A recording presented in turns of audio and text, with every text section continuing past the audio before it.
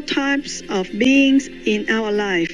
Part 6 of 6 on Between Master and Disciples, given in English on July 14, 2019, in New Land Ashram, Taiwan, also known as Formosa.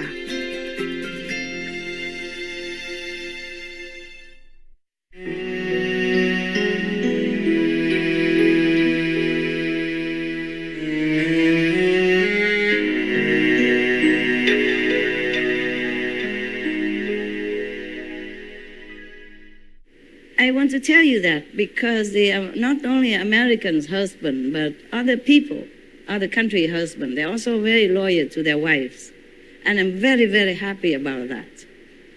In Spain, for example, that is from Scotland or England, yeah, okay? In Spain also, wherever I talk to some man or for anything, I normally don't go anywhere, meet any man. I just went maybe in the restaurant, to the waiter or the taxi or the shop, or some people who work in my house, to repairing things. They always talk very highly about their wives. Always my wife this, my wife that. My wife here, my wife there. Seems very respectful and endearing, and I was very happy. So if any of you women complain about your husband, I think you should also introspect your style, your lifestyle. Whether or not you cook too casually and you do not put enough love in there or not enough care to please your husband's palate, whether or not you listen to his complaint or his requirements, some small thing, or you are too bossy, yeah?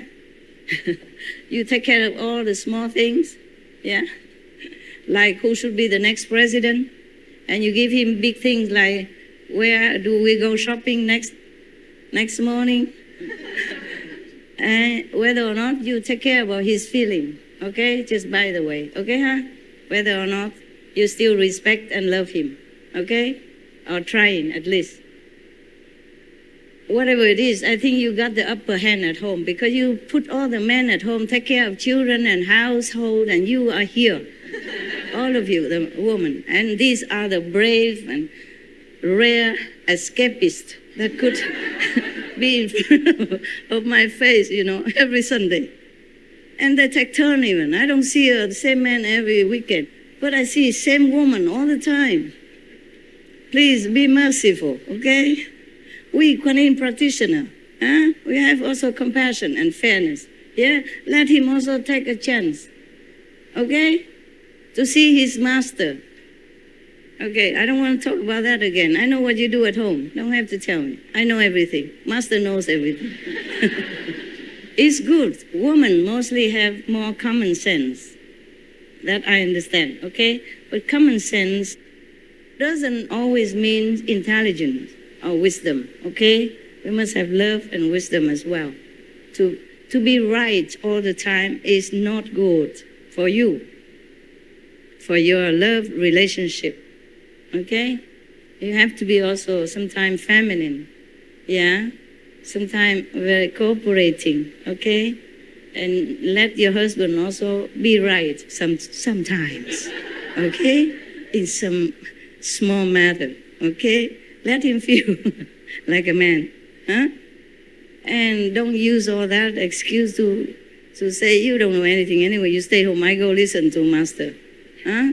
Don't use all his shortcomings to make advantage for you, to do anything you want or go anywhere you want and neglecting his feeling and his privilege and his right, okay? Especially spiritual. Got that?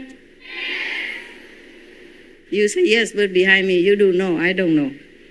Let other people practice also meritorious for you. That man really, he just focused to talk to his wife.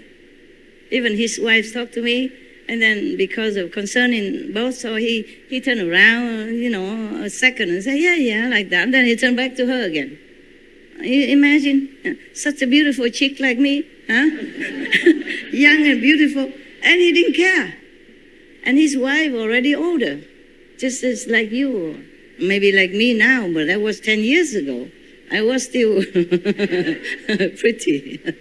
Just joking with you. What I mean is, in the restaurant also many other people, but he just focused on his wife, talking to her about what.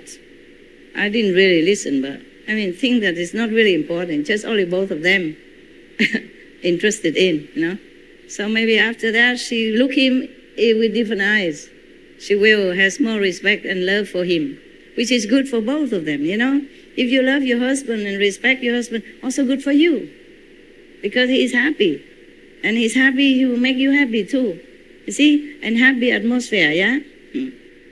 What for? You always have to be right, okay? If not necessary. Or there are many ways to be right. It don't have to always be so rough.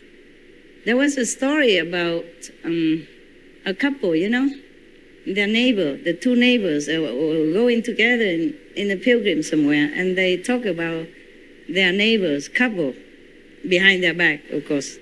One of a pilgrim, one of the men said to the other man, he said, you know what, my neighbors, they never argue, never.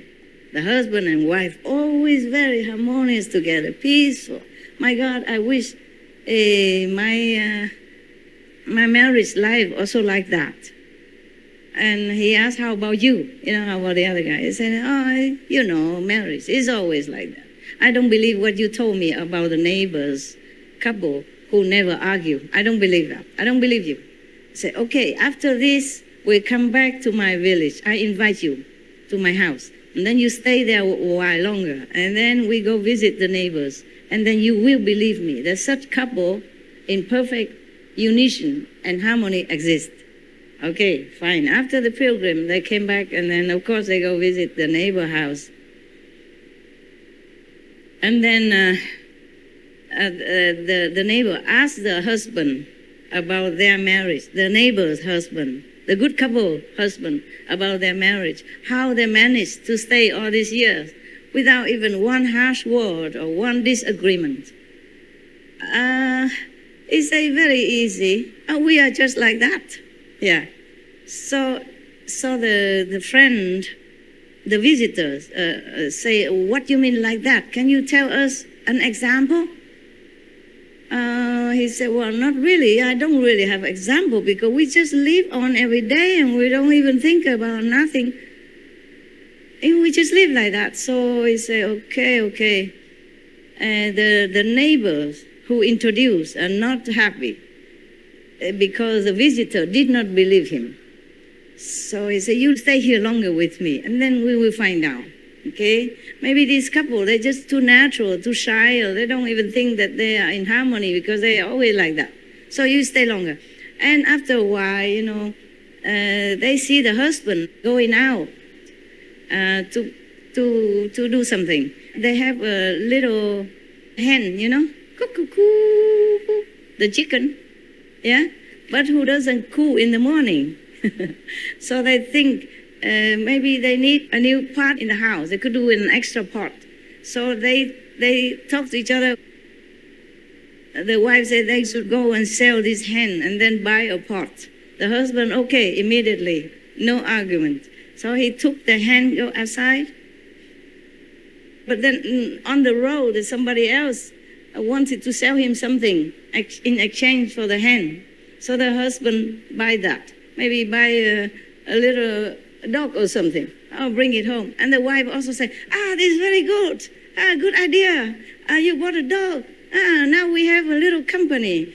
I don't really need that extra pot anyway. I don't know why I talk about that. Okay, good. And then later on, the dog make a lot of noise. Puppy, you know, pee and poo all over the house, make noise. So the wife said, well, maybe we should exchange it for something else. Or you take him out and see who wants something else. I made up the story along, but it's based on the original story, okay? I forgot what was it that he exchanged the chicken for. So the husband took the dog. Of course, these two, the neighbors and the visitor follow them and just spy, you know, quietly, the spy to see what he's doing, and then follow him back home to see what the wife's reaction. So then the husband took the dog out, and then somebody wanted that dog. It's so cute. So exchange it for maybe a pig Oh, a smaller pig. Okay, it's all right. So the husband did not buy the pot anymore. I still took a pig instead. Bring a pig home, and the wife said, "Oh, wonderful! How you know? How you know to do things? A pig is good for us. It brings luck, and very good, very good." And then so the pig stay, and then later the pig also go all over the house because they don't have a room, don't have a place for the pig, and they make a place where the pig escape and all that. So too much trouble. And the wife didn't know how to feed the pig, never feed the pig before, so I said, never mind. I think we still need to buy a pot instead of a pig. The pot we can use and we don't have to take care and don't need extra food for the pot. You know, the pig eat a lot. So, okay, the husband took the pig outside and went all over and exchange for this and that. Always the wife said, okay, good, good, good. And then later I have to change. Finally, the husband took the last item, whatever that was. Okay, you imagine, whatever you say is fine with me. Outside, and then on the road, he see a man who was carrying a hen. That was his hen before. All the while, he's still here. I say, oh, what are you doing with hen? I say, well, I bought it for my kid, but he didn't like it, so I went out to see if anybody want to exchange it or something. I said, oh, good, good. Okay, I have this. Do you want to exchange? I said, yeah, this is just what I wanted. I don't know what then. What else can we have? Maybe a little rabbit or something? Yeah, I like it. My kid would like that. Okay, how about we swap it?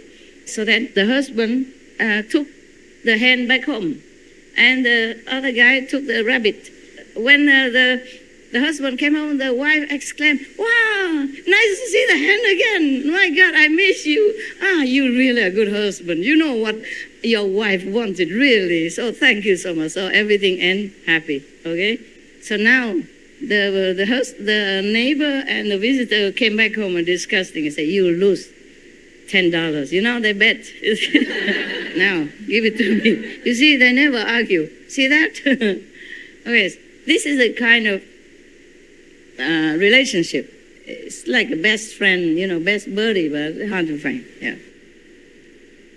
Even my so-called disciples argue with me all the time, many times. Not all of them, and not one person all the time, but they don't argue maybe, but they did opposite things and all that.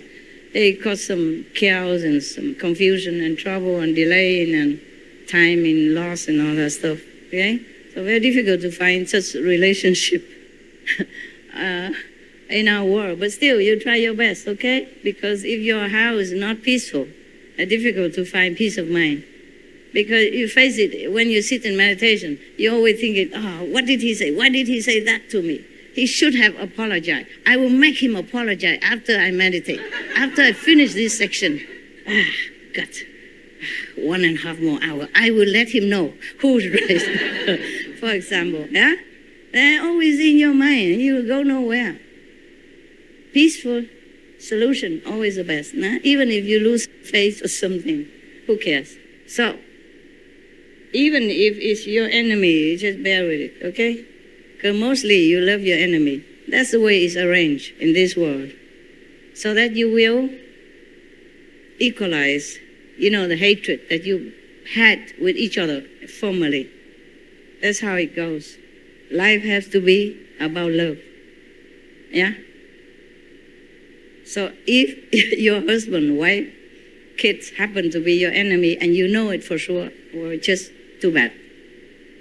Let's try to live on with it until maybe next life, if you come back. I don't wish you to come back, but maybe you have to.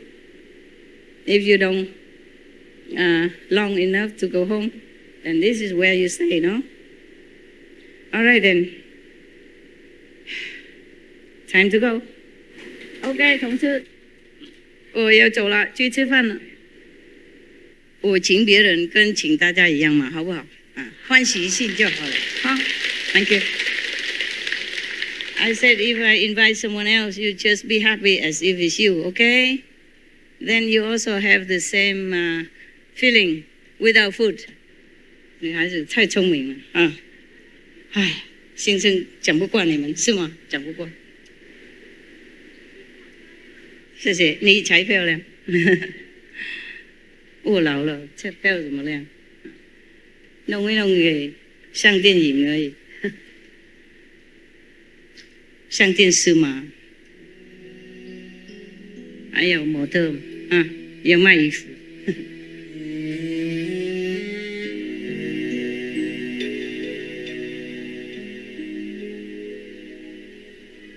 啊，这样送衣服好打坐哎，是吗？在家都可以转，就是打坐的时候这样松懈一点比较舒服啊，血液循环比较好，而且就好看啊。万一屁股太胖的话，不是萝卜腿。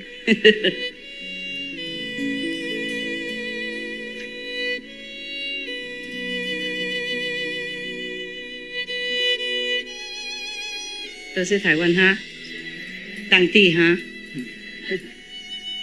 好吗？常看师傅，不用羡慕他们 ，OK？ 我要去吃饭了，都还没吃饭呢。不过你们女孩子来很多也是对师傅是一种compliment， 赞叹的意思了哈，荣耀了啊。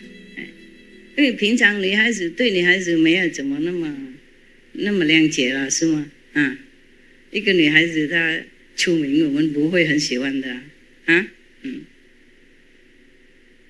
女孩子比较有那种直觉比较强啊，所以师傅讲你们懂比较多。也许比男孩子多一点点。OK。所以很多女孩子跟着师傅，表示说师傅了不起了。没人说，我自己只好自己赞自己呢。怎么办嘛？以前哈上那个 Krishna 名士哈，他说很多都是女孩子跟着他的，方便多数都女孩子，侍者也是女孩子，陪伴也是女孩子。Krishna 听说他很好看，很吸引人看照片也觉得不错。然后每次就要去看他的时候，哇，大家告诉大家嘛，那个时候没有那些电话什么，然后他们互相告诉太急了，忘记有时候口红弄到这边来，眉毛或是眼线什么那都乱弄啊，听懂吗？那个时候也许没有。不是每个人能够有一个镜子啊，所以他们乱弄乱搞，然后那个 Krishna 看到就会笑了，也许他们故意弄给他的师傅笑了，还好你们都弄很整齐了。哇，每个人都有一个电风扇，好厉害，很会照顾自己哦，这样好，这样我不会担心。我很对不起你们。因为又热嘛，又那么多人，起不起，然后还是起，不会啦，我看你会很高兴啊，你活这么久，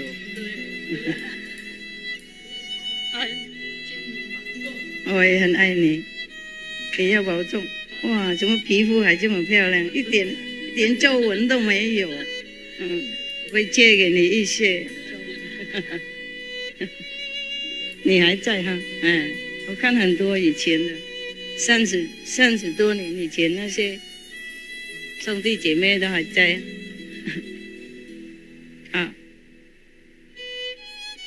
好，祝你们好吃啊！Bon appetit。